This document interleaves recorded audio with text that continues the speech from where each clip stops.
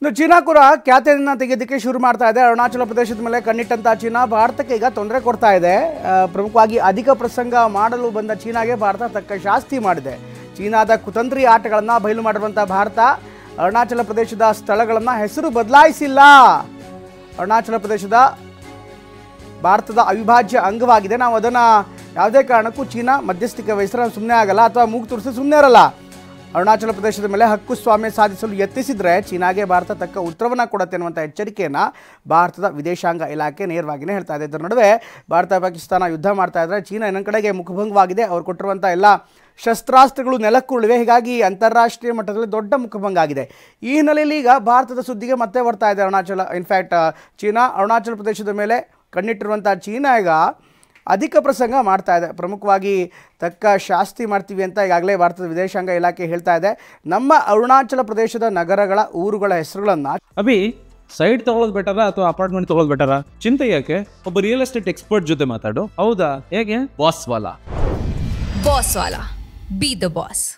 China ಬದಲಾಯಿಸ್ತಾ ಇದೆ, ಹೊಸ ಹೆಸರಿಡ್ತಾ ಇದೆ. ಹೀಗಾಗಿ ಅನಗತ್ಯವಾಗಿ ನಮ್ಮ ದೇಶದ ಆಂತರಿಕ ವಿಚಾರಕ್ಕೆ ತಲೆ ಹಾಕೂಡ್ದು ಅಂತ ಚೀನಾಕ್ಕೆ ವಿದೇಶಾಂಗ ಇಲಾಖೆ ಖಡಕ್ ಆಗಿ ಸೂಚನೆ ಕೊಟ್ಟಿದೆ. ಹೀಗಾಗಿ ನಿಮ್ಮ ಯಾವುದೇ ಆಟವನ್ನು ಕೂಡ ನಾವು ನಿರೀಕ್ಷೆ ಮಾಡಲ್ಲ, ಆಟ ಮಾಡಿದ್ರೆ ನಾವು ಸುಮ್ಮನೆ ಇರಲ್ಲ ಅನ್ನುವಂಥ ಮಾತನ್ನು ಕೂಡ ಇದೇ ಸಂದರ್ಭದಲ್ಲಿ ಭಾರತೀಯ ವಿದೇಶಾಂಗ ಇಲಾಖೆ ಚೀನಾಕ್ಕೆ ತಿಳಿಸಿದೆ.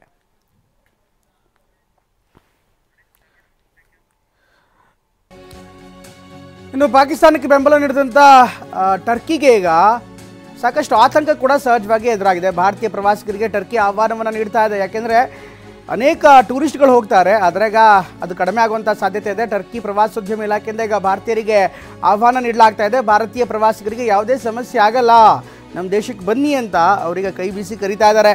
ಟರ್ಕಿಯಲ್ಲಿ ಎಲ್ಲ ಭದ್ರತೆಗಳನ್ನು ನಾವು ಒದಗಿಸ್ತೇವೆ ಅನ್ನುವಂಥ ಮಾತನ್ನು ಈಗ ನಿರಂತರವಾಗಿ ಹೇಳ್ತಿದ್ದಾರೆ.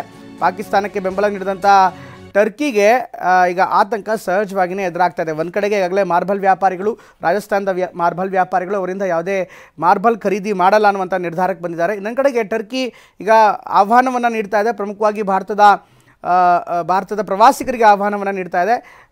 ನಮ್ಮ ಟರ್ಕಿಗೆ ಬನ್ನಿ ನೀವು ಅನ್ನುವಂಥ ಆಹ್ವಾನವನ್ನು ಕೊಡ್ತಾ ಇದೆ. ಯಾಕೆಂದರೆ ಟರ್ಕಿಗೆ ಹೋಗುವಂಥ ಎಲ್ಲ ಪ್ರಯಾಣಿಕರ ಸಂಖ್ಯೆ ಇಳಿಮುಖವಾಗ್ತಾ ಇದೆ. ಭಾರಿ ದೊಡ್ಡ ಪ್ರಮಾಣದಲ್ಲಿ ಯಾರೂ ಕೂಡ ಟರ್ಕಿ ಪ್ರವಾಸನ ಮಾಡ್ತಾ ಇಲ್ಲ. ಯಾಕೆಂದರೆ ಪಾಕಿಸ್ತಾನಕ್ಕೆ ಟರ್ಕಿ ಸಂಪೂರ್ಣವಾಗಿ ಸಪೋರ್ಟ್ ಮಾಡಿತ್ತು. ಆ ದೇಶಕ್ಕೆ ಪಾಕಿಸ್ತಾನಕ್ಕೆ ಡ್ರೋನ್ಗಳನ್ನು ಕೊಟ್ಟಿತ್ತು, ಜೊತೆಗೆ ಬೆಂಬಲ ಕೂಡ ಕೊಟ್ಟಿತ್ತು. ಹೀಗಾಗಿ ಎಲ್ಲ ವಿಚಾರಣೆಗಳಿಂದ ಜೊತೆಗೆ ಎಲ್ಲ ಕಾರಣಗಳಿಂದ ಟರ್ಕಿ ಸ್ವಲ್ಪ ಆತಂಕಕ್ಕೊಳಗಾಗಿದೆ. ಈಗ ನಮ್ಮ ದೇಶದ ಪ್ರವಾಸಿಗರಿಗೆ ಕೈ ಬೀಸಿ ಕರೀತಾ ಇದೆ, ಯಾವುದೇ ತೊಂದರೆ ಆಗಲ್ಲ, ಭಾರತೀಯ ಅತಿಥಿಗಳಿಗೆ ಎಲ್ಲ ವ್ಯವಸ್ಥೆ ಮಾಡ್ತೇವೆ, ಭಾರತೀಯ ಪ್ರವಾಸಿಗರಿಗೆ ಎಲ್ಲ ರೀತಿಯಂಥ ಸೂಕ್ತ ಭದ್ರತೆ ಕೂಡ ನೀಡಲಾಗುತ್ತೆ, ತೊಂದರೆ ಏನೂ ಇಲ್ಲ, ದಯಮಾಡಿ ನಮ್ಮ ದೇಶಕ್ಕೆ ಪ್ರವಾಸಕ್ಕೆ ಬನ್ನಿ ಅಂತ ಅಂಗಲಾಚ್ತಾ ಇದೆ.